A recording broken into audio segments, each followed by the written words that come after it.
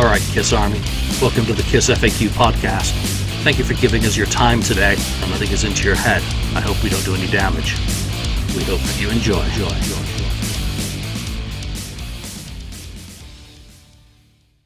Welcome to episode 325 of the KissFAQ Podcast. I'm taking the day off, but I'm still here to host. Julian, admin on the KissFAQ message board. And if I seem a little punch drunk, I'm sitting in carbon monoxide poisoning, well, so is Ken, from all these fires that are burning California. And I've had a headache for nearly a week since the smoke rolled back in. I'm tired of it, but we're not on fire, so we'll have to take our blessings where we can get them. Today I'm joined by St. Louis Kiss Lonnie. What's up? And, of course, Ken, 69th Blizzard. Yeah. Because I wasn't planning on being here, I'm going to start the show off with a little bit of show and tell, since I just got mail like 5 minutes ago and then decided, I'm going to hop on the call today. Ken, add me into the podcast. So first thing is this fantastic book, Conversations with Phantoms, Ron Albanese, or Albans. How the hell do you say his surname? Anyone know? Or Albanese? I don't know.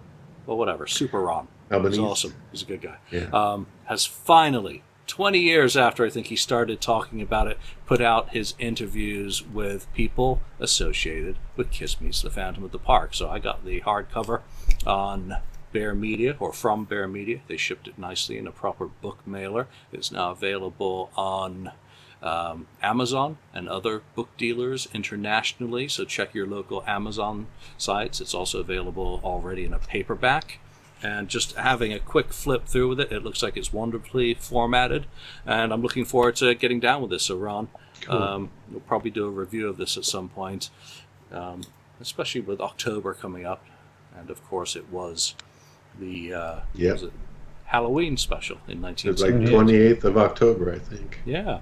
If I remember correctly. So anyway, anyone who followed Ron on Kiss Asylum way back will have heard all about that. So congratulations, Ron. I'm really happy for you to get it done and get it done your way. Ken, what about you? Did you get some mail? I got a couple of things, and I think you got the same thing, but I'll show you the ones that I think you were not going to show. So I got the CD from Japan. Nice. So this is the best of the solo albums. First time ever officially released on CD anywhere. Yeah. And what's cool, if I can get it, this thing's really tight. So it has the CD and the booklet. But then the back, here's the back of it. Ooh, Very cool. That's the Belaphon cover from the original cool. issue from 1979, of course, before they started doing the ZZ I don't know if they logos. put, the standard CD pretty much. But the second part of it is they have the other cover. France, Vogue. Really? release. But there's no CD in this one, but it's a cover. But it's just empty. I saw it was on a deep discount too the other day. Yeah, kind of a... And you're gonna make me pull the trigger on that. That's really nice. Well, yeah, sorry. Say sorry to you. I know. So that's that one. That's cool. And then I also got You get the others too?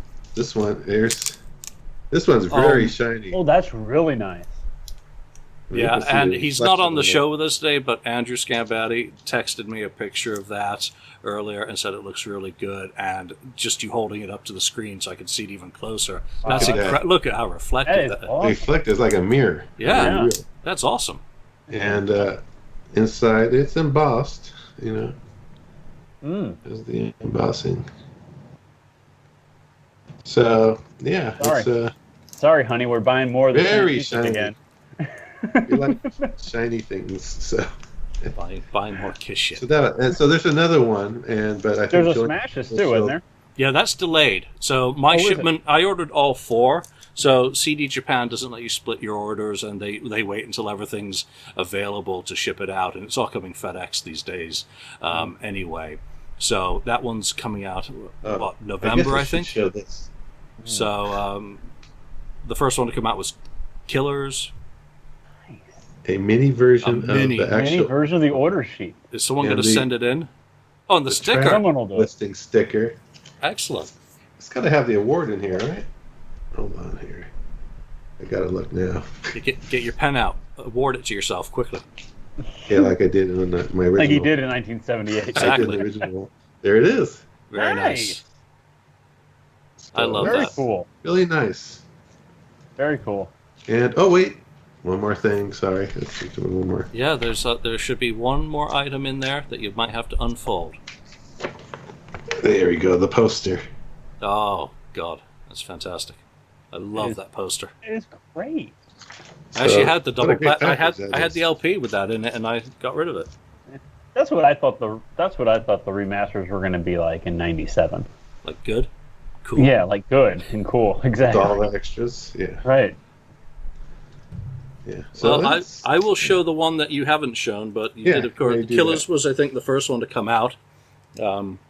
And there's what it looks like for those who haven't seen it. It's got a gigantic obi, a full wraparound deal, which is kind of neat. Mini LP sleeve, of course. Comes with the fold-out booklet.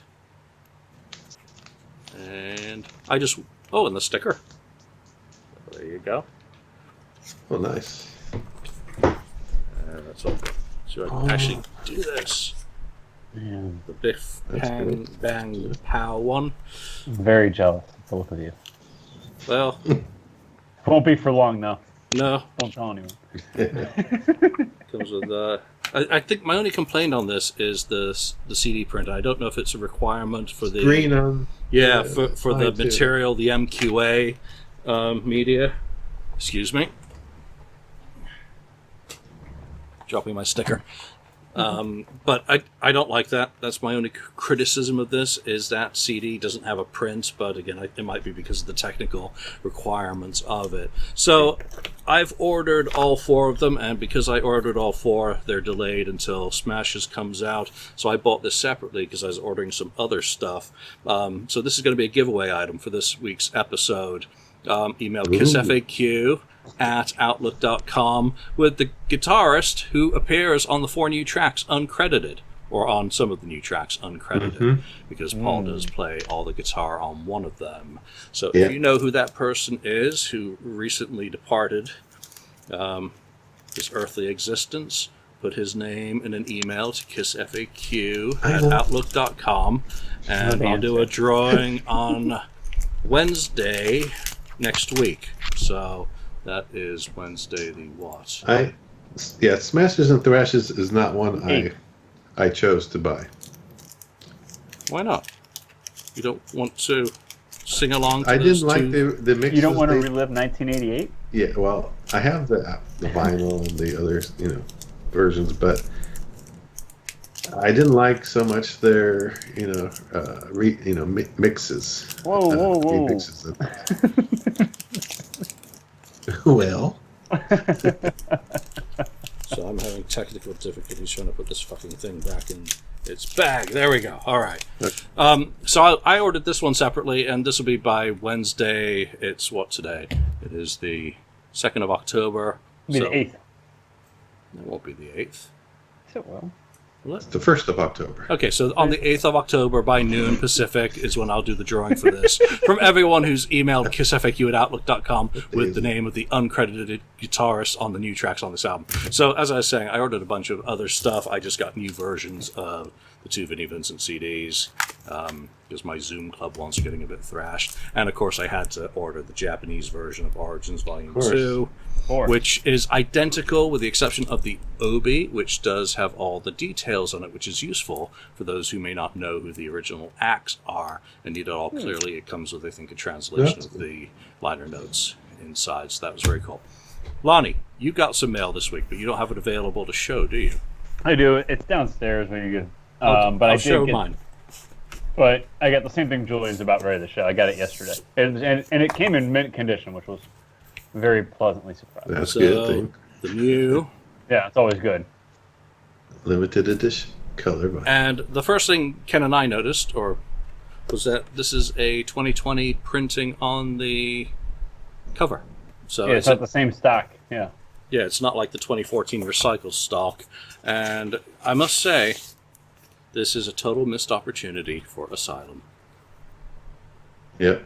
Very cool. The colors do look good. It's predominantly white, as expected, with a little bit of colored splatter. That should be Asylum. It's fantastic. I'm very impressed That's why they're not doing it, because you're asking for it. No, it's better than nothing, but it does look good, and it's pretty thick. It looks good.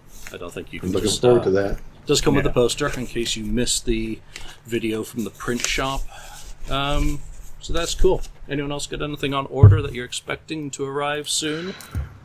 Just Unmasked. I got Unmasked yesterday. What else? What about the book? The book you showed. Yeah. Yeah. That's it, I think. When's that live officially released? Yeah, when is it? I didn't order that one. The Las Vegas? Oh no, live. Oh yeah, Alive. The Vegas thing was cool though too. I think it ships sometime this month, maybe the 20-something. I can't remember, but hopefully that'll be not delayed. I'm looking forward to that. That Vegas thing that's on Sound of Vinyl UK looks really cool though too. Yeah, well, if it was the original, apparently not for Julian, but I'm not even gonna get it because I already have it on vinyl. And yeah, I had that one. I think 3 copies of that at one point, and got down to 1. And since I went to the show, I don't really need it on colored vinyl since I'll always have the memories of it. And yellow doesn't really excite me. I don't think it's as interesting a selection as maybe doing a fresh pressing of Sonic Boom, which so many people want. Yeah. The demand is there for that, that's for sure. Yeah. And the rights are still with Walmart probably, so I'm sure that's the problem. Yeah, what was the other one announced? Is an aqua and orange smush Love Gun? It's like a splatter. Yeah, Love Gun. It's going to like be they did for Destroyer Resurrected last year. Yeah. Like a Black Friday, like they did for Destroyer Resurrected last year. Which you can still get. Yeah. Then I guess the only other thing I did get in was my Target issue of Origins, and it looked absolutely fantastic. I did post pictures of that on Facebook, and it ended up looking like a galaxy. Is how someone described it. The black. It does, silver. Yeah, like a black hole or something. Well, especially when it's extruded through the vinyl press, and you get all the kind of texture that then gets smushed down and sealed. It looks like smoke. Yeah, almost. I actually like it better than the gold vinyl one I got. So very happy with that. And someone showed me pictures of the blue. Sky blue looks great. So there you go. All these different flavors. Let's get into some topics. As I wasn't planning on being here, I've done no preparation for any of this. Don't worry, we haven't either. So it's not different from any week, right? But what we do usually do in circumstances like this is go through some board topics and some other stuff. But just to get Origins Volume 2 out of the way, what are you guys' thoughts on the 81 position on Billboard for Ace and that album? Are you surprised? I must say I'm shocked that it was that low. Or do you think that maybe the record buying public is tired of this sort of thing? I thought it'd be a little bit higher considering all the different versions all these Kiss fans are out there gobbling up. You know what I mean? I mean, multiple copies. I mean, why else do you have all these different copies so that you can sell more and more and more, especially the first week, because it's just going to drop like a rock after the first week anyway. That, you know, Kiss fans, the hardcore Kiss fans are going to go out and buy it, and then it's going to drop. So I'm surprised it was that low considering all the different versions that were out there and knowing how many completists there are out there as well, that it debuted. I thought it would, don't get me wrong, I didn't think it was going to debut in, you know, top 5, top 10, but I thought it'd be higher than 81 personally. Yeah. Well, for me, I thought it'd be higher than that. I don't know what 82 or whatever it is represents in sales. Did they say what the sales? I'm sure there's no numbers. I read, but I wasn't able to figure out whether it was accurate or not. That Okay. 9650 was the number for 81. And Hits Daily Double does its own methodology of accounting for it, but they had it pegged at like 12,000. So 12,000. Well, that's pretty. That's it's a good amount, I think. So there's like a lot of albums ahead of it though that are selling a lot more, copies. So yeah, I don't know. It's it's a second Origins. Maybe I know they're supposed to do Origins 3, but I don't know if it's worth it to do it. And I think his solo albums probably chart better than an Origins. So yeah, but even Spaceman only debuted in the 40s. So Well, there you go. 40 higher. I don't know what else they can do to hype stuff. So I don't know. What does it matter? It doesn't matter a damn to me because I'm still enjoying listening to the album. Yeah, I bought an Aussie Deluxe Edition this week and been listening to that a lot. But Origins isn't going to go out of rotation anytime soon because I'm still enjoying it. Mm-hmm. So I think for Ace it would have been nice just for him to have more of like that numeric reward for his efforts, but then again maybe he doesn't mind either. He's accomplished what he wanted to. So let's move into some of these board topics. I'm going to start at the back of these suggestions right here because I like this one. Was the reunion the real end of a hungry kiss? Oh, I like that one. Lonnie. I like that one because I think it was the end of a very hungry kiss. And I remember reading articles even and I disagreed with it in the late 90s that people saying no, it's the end of a hungry kiss, they just have become very complacent in what they're doing. And I didn't agree with it at 19, 20 years old. But looking back, I do agree with it, that it was really the end of a hungry kiss. You watch some of those revenge shows from 92. You watch those South America shows from 94. You want to talk about a hungry kiss and a band that was tight and really just on a mission to prove that this is musically the best lineup possible for this band. Go watch those South America shows from 94. They're fantastic.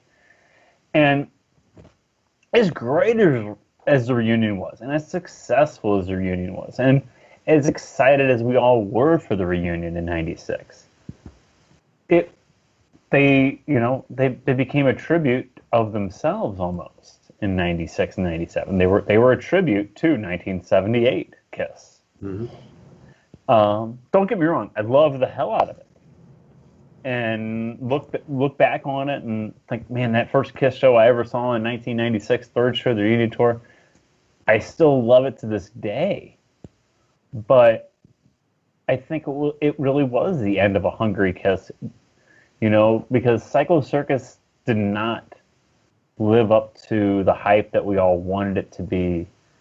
And well, then we talked about this a couple episodes ago when we talked about 20 years since the farewell tour that, they didn't have another card to play except the farewell tour card in 2000.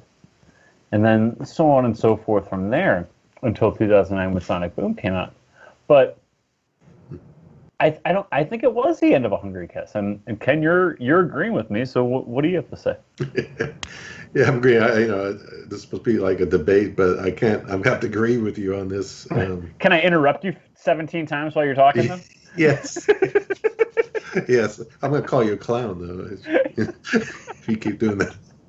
But, yeah, so, and that's why I brought this topic of, I was thinking about it, and, revenge, and shortly after that, and everything you mentioned, South America and those shows, they were hungry. I mean, and they had to be because they needed the money. They had to work hard for the money, I guess.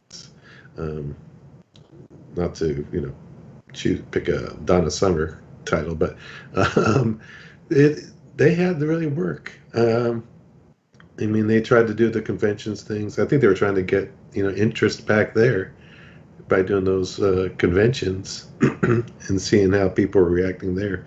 But yeah, I think after the reunion, they kind of got complacent, um, because they didn't have to record. They didn't have to record a new album and tour behind it or anything like that.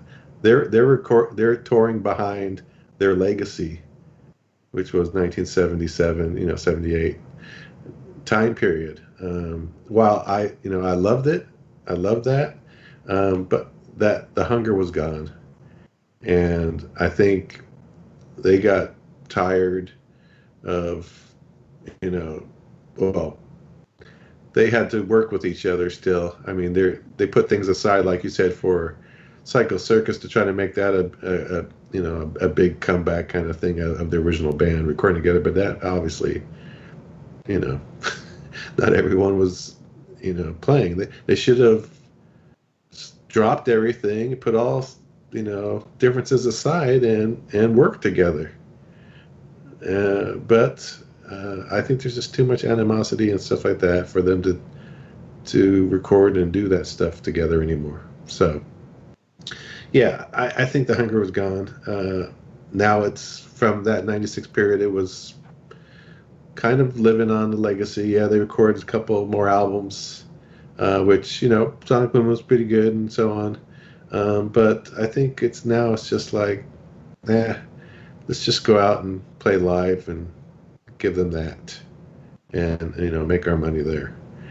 Yeah, the hunger to stay or be part of the scene of other rock bands and that sort of stuff and the music industry, that's gone. Yeah. Not to parrot anything that either of you said, and did you notice no one interrupted you, Ken? Well, because I muted. I muted. I didn't try talking over you or anything. I muted Lonnie's secret.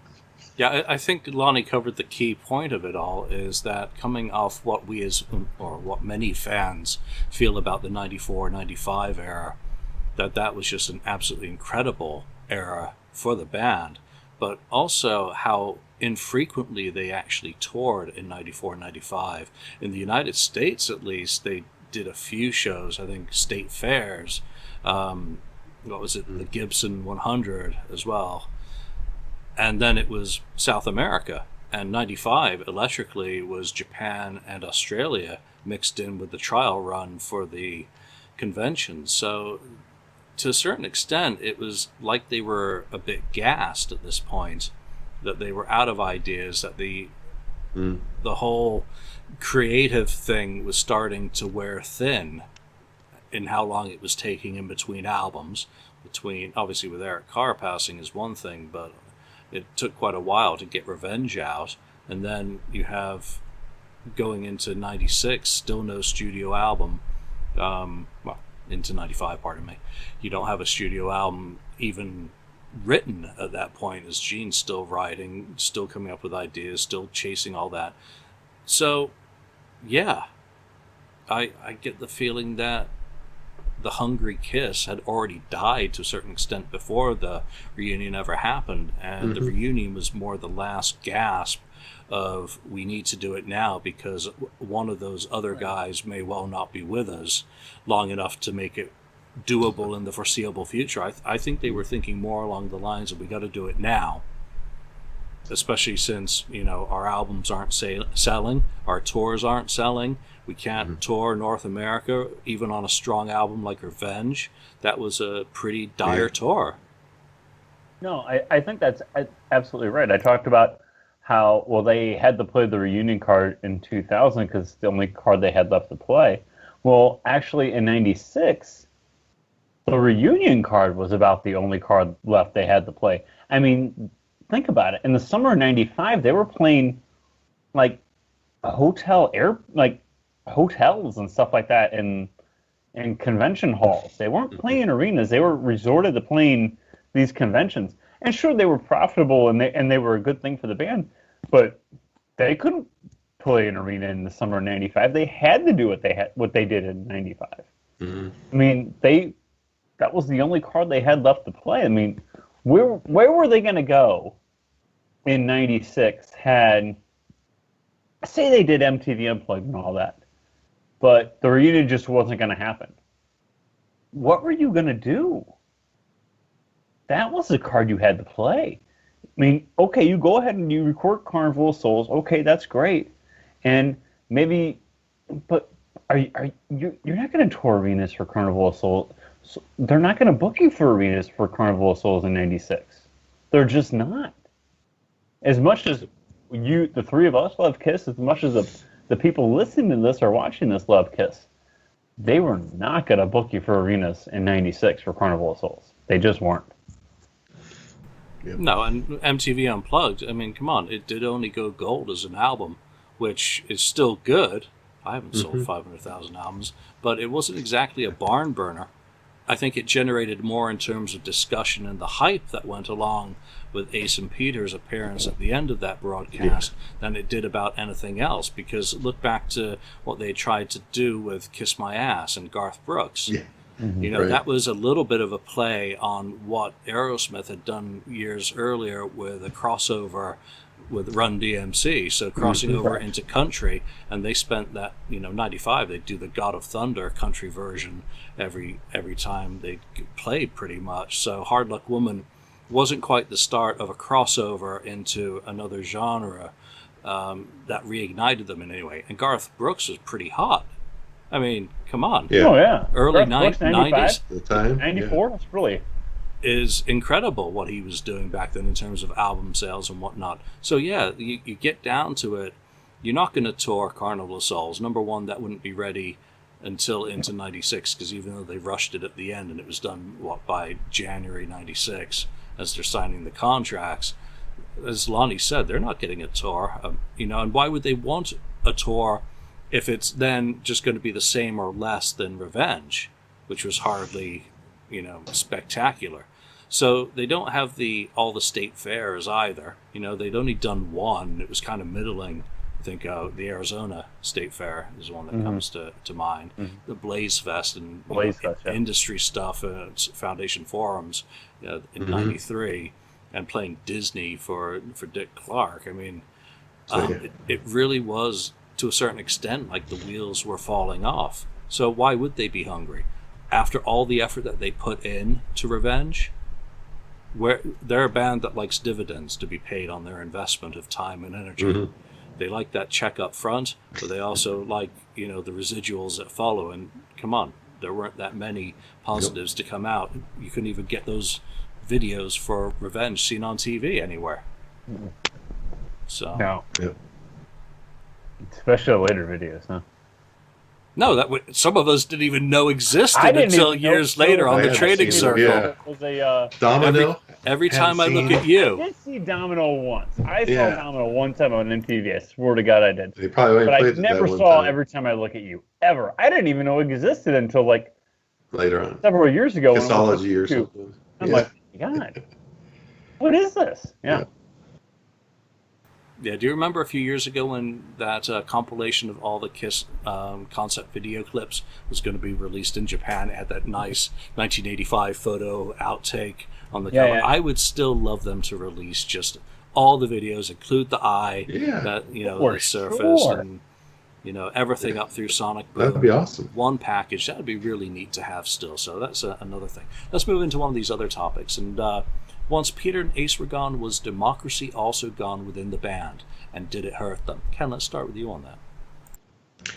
Yeah, well, back in the day when the original four were there, they would vote on things or decisions with the band and what they're going to do. Maybe even as far as choosing songs on the album, I'm guessing. And usually it was split. Lots of times it was split. I mean, I'm sure they agreed on a lot of it, but sometimes it was usually Gene and Paul on one side, and then Peter and Ace on the other side with the, you know, oh no, we don't want to do that, or whatever. And usually then if it was a tie, then Bill Aucoin would be the tiebreaker in that. But later on, what you had was, you know, with Peter leaving Then, Eric coming in, I'm sure Eric didn't know who to side with at that point. He's probably going to side with, and maybe it's not even a vote anymore. Maybe it's just the three of them, and it's going to be a lot of 2 versus 1. Paul and Gene were probably, their votes were over Ace's, 2-1, because I doubt they gave Eric an even a vote, right? So being an employee kind of thing, right? So I think the same thing happened later on. Then when Ace left, it was even less of a democracy. It's probably more of a Gene versus Paul vote at that point, really. So yeah, the democracy went out, I think, right after Peter left, and then more so. And did it hurt them? I think it did possibly hurt them in some sense. I mean, I don't know if there was a vote for doing, for instance, Unmasked, doing another one like that, or doing The Elder. I don't think really Ace would have totally agreed, because he wanted to do a rock album, I believe. And even Eric Carr, from what I've read, had said, he was expecting to do a rock album. He was kind of confused by what, the direction they were going. So, but if he doesn't get a vote, then that's it. You're just going to have Gene and Paul saying, okay, we're going to do this, and that's it. So, yeah, so without going too much longer, it's just, I don't know if it hurt them so much, maybe with the Elder and stuff like that. But even though I love the Elder, I think the democracy is pretty much gone, and then it's just Gene and Paul's decisions together or against each other at that point. And then I think later on, Paul making all the decisions, and Gene just said, okay. I think Gene probably said, whatever. Right. Democracy is overrated. Yes. Lonnie, did it make him weaker or stronger? No, and the democracy in the band was definitely gone. And no, I don't think it made, I think it definitely weakened the band. I think that, with the original 4, there was that balance of, let's do things this way. No, I want to do things this way. And just like, sorry to throw down Julian here, but I think democracy works. And I think that having, voices from different sides, you get the best results. So, I think it did hurt the band when that democracy was lost with having equal voices from each side. And not to say that it's always Gene and Paul versus Ace and Peter. I think that gets overdone a little bit. That, I don't think it was always in 74 through 79. It was always Gene and Paul versus Ace and Peter just clashing like Trump and Biden the other night. I think that, sometimes it might have been Ace and Paul versus Peter and Gene saying, no, I want to do this. No, we want to do that. But when those original members left and it became the Gene and Paul show, I think it did hurt the band to a certain extent. Were there still good results? Absolutely, there were still good results. I mean, Creatures of the Night, look it up, are prime examples of great results coming from the band after Ace and Peter left, and Revenge too. So, did it hurt the band though? Yeah, absolutely. I think it hurt the band because, that's how you get the best results is when, people you have equal respect from each side, and you come forward with the best. And I feel like I should be on Fox News or CNN right now. So. Very nice, Van Jones.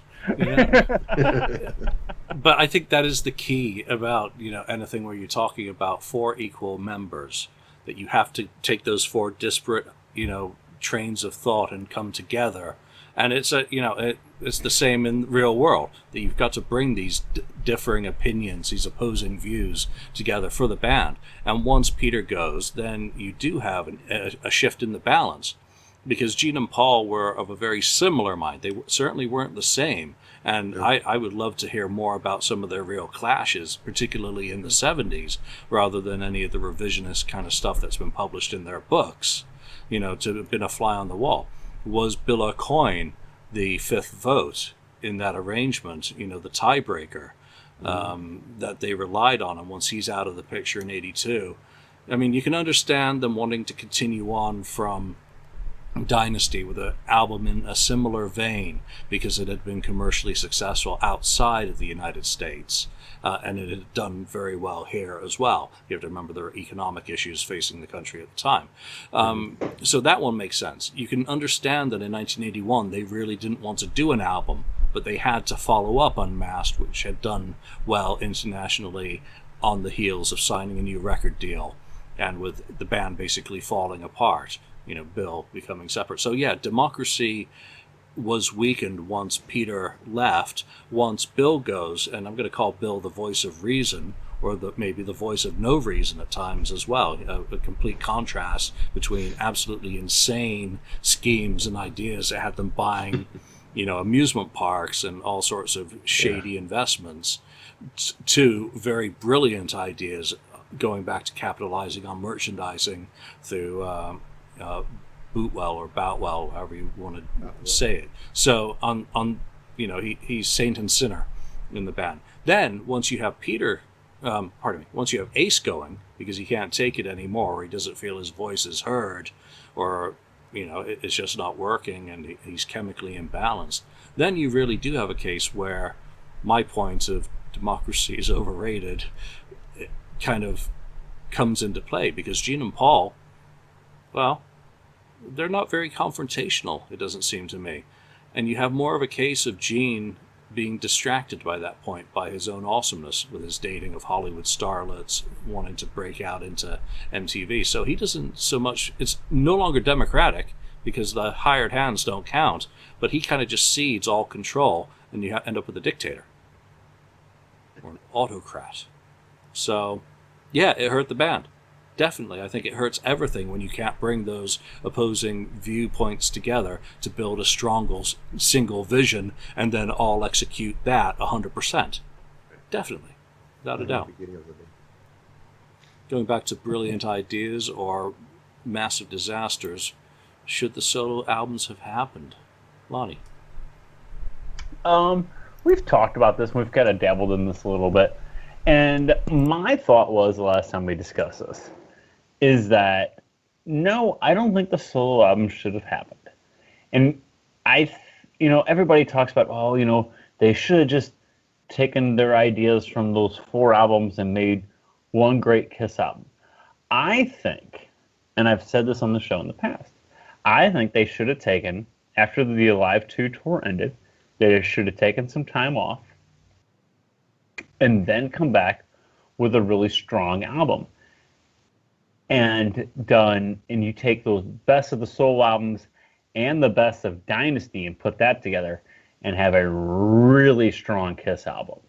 So no, I don't think the solo album should have happened. I think they should have really, as much as I like the solo albums, I mean, Paul's and Ace's solo albums are just at the top of my list as far as great albums, period. But I think you take 78 off, just completely off. They had been on the road. They've been recording, on the road, recording, back and forth, since the beginning. I think they were burnt out with each other. I think they were burnt out on the road. I think they were burnt out on recording. Take some time off, come back, and take all the demos from the solo albums, take all the demos from Dynasty, and put that together, and maybe you make a double album in 1979. People say, maybe you could double album in 78. No, I say you make a double album in 79. And you could have a really strong album. And you talk about the return of Kiss, you could have really had the return of Kiss in 79 if you combine those 5 albums together and have like a really kick-ass album. So I say no, you shouldn't have made the 78 solo albums. You're actually a brilliant human being, Lonnie. Thank you. God, finally. Because I was actually thinking something similar today, because I've been working on the Joe Perry chapters in my Arrow book. I'm like, what if they took the best of Let the Music Do the Talking and they added it on to Night in the Ruts and put out a double LP? Because I keep reading reviews of Let the Music Do the Talking. They say this could have been the best Aerosmith album ever if Steven Tyler was singing some of these songs. Mm-hmm. So I agree with your perspective today. I agree with it. You might not be so lucky in 20 minutes. That it would have made sense with one caveat that I think shoots a torpedo at your whole concept. Would Ace and or Peter have survived a year off at that point in their lives? That's the big equalizer in the middle. Yeah. Would Gene have gone Hollywood that much earlier, with time on his hands and his need to work? And Paul, would he all of a sudden have been producing left, right, and center and suddenly become super producer? So I think that year off, while in hindsight probably would have been a good idea, I'm pretty sure that democracy would have been ruined in the band by someone dying or quitting as a result of that year off. All those answers are present somewhere in a parallel universe. And God, I'd love to know. The alternate. Well, I somewhat agree with Lonnie on that. I agree. They should have taken time off. Maybe 6 months. Yeah, maybe a year was too long. Whatever. Yeah. But 6 months, and take also the Live 2 tracks. They should have had a Live 2 with just the live stuff, and save those tracks to go along with what they were writing for. They weren't necessarily writing for so long, but whatever they were writing. And I guess, like you said, Lonnie, Dynasty, they could have come back in late 78, something like that, maybe. And with an album, and maybe even a double album, like you say, because a lot of groups were doing that stuff at that time. So yeah, the Live 2 stuff, any other stuff they were writing, obviously they're writing. I know the solo albums were in their contract, but you can do things with the contracts and renegotiate or do whatever to fill that contract need to put out however many albums or whatever. So that's maybe where the double album comes in. Like you said, Lonnie, it kind of does fill the album. It fulfills that need at the same time. Yeah. So, but yeah, I do agree that they could have done that, gotten some rest, probably a well-needed rest, obviously, because they were just touring, recording, and so on. 6 months would have been like a lifetime to them at that time, I think. And then they could have regrouped. Everyone's writing material during that 6 months too. Take a little break, whatever, go on vacation, and then write some songs and put it all together and hopefully have a great rockin' album. So, sadly, someone had to pay for Neil Bogart's Follies at Casablanca, and it was a Kiss. Well, yeah. You basically, who did you have generating money at Casablanca? Donna Summer, Village People, and Kiss. Yes. There were probably a couple other acts in there that were commercially viable, but there weren't a whole lot considering how many records that label was releasing that were going straight out into cutout, bins. It's a shame. I was thinking that maybe they should have just done a solo single, but then I'm like, Bogart would never have gone for that. It wasn't big enough, and that was probably the downfall to both Kiss and their success, is that they got a big thinker, a gambler, a maverick like Bogart, which was very beneficial in the early days, and it probably polluted their thinking to a certain extent. That often made them think they were greater than they were, more successful than they were, and made them go for some pretty crazy ideas. So, double-edged sword. Let's wrap up with a couple of quick questions. The first one was band name, which is better, Wicked Lester or Kiss? Lonnie? Kiss is better because it's so internationally known. Everyone knows what Kiss is. I mean, Kiss is such a recognizable term. Kiss is so much better of a band name than Wicked Lester.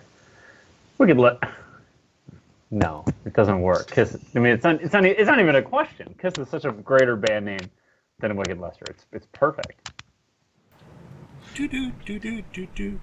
Yeah. That's funny. But the thing is, I mean, even Wicked Lester, for the music that they had, that Wicked Lester recorded, that name doesn't even go with that music. Yep.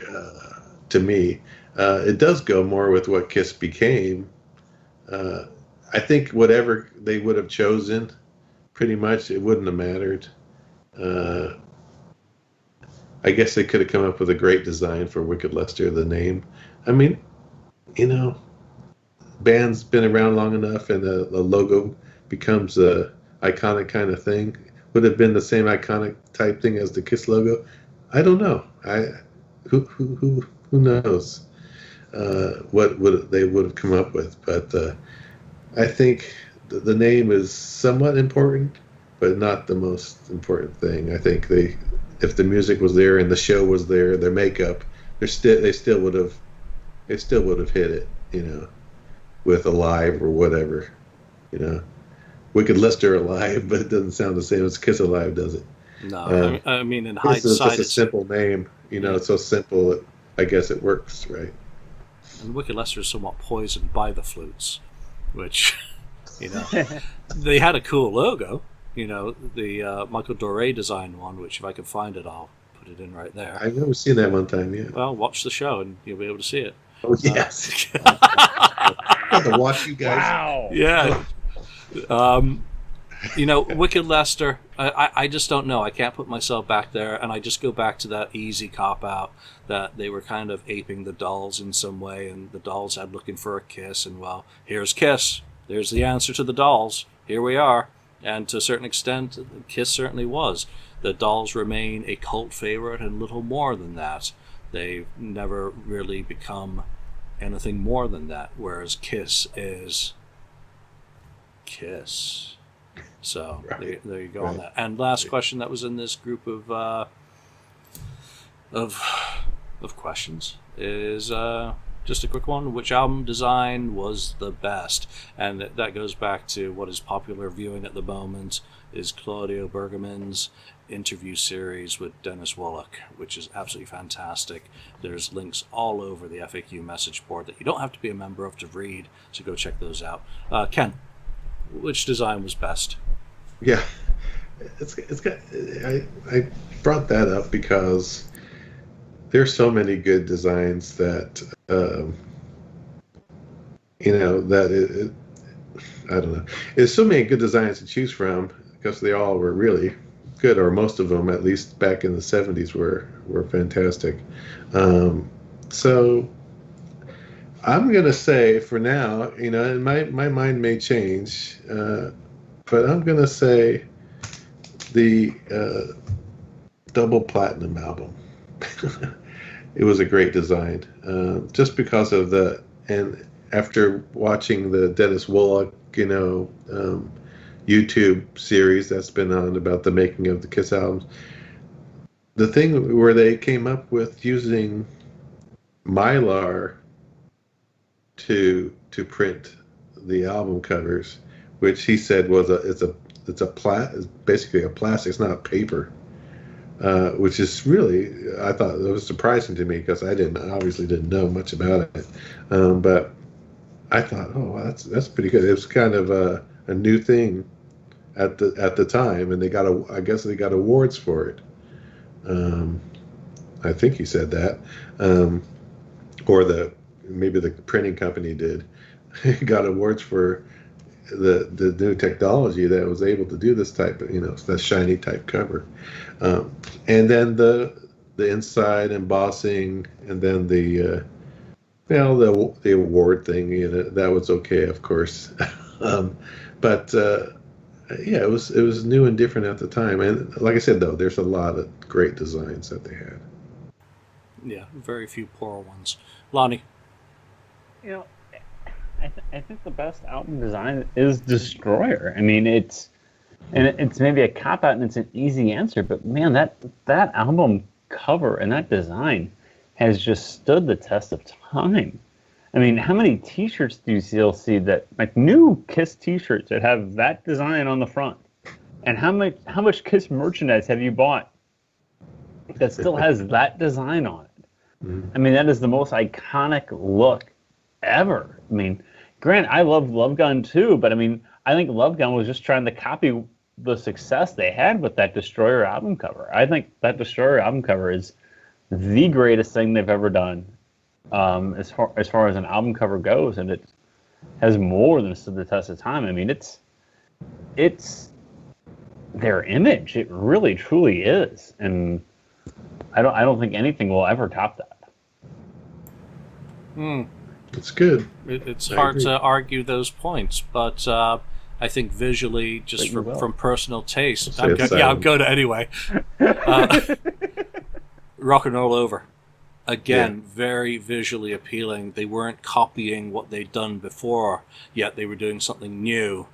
I take a little bit of issue. I think the Mylar was very creative and brilliant idea to make the shininess, but they'd already done embossing on Dress to Kill.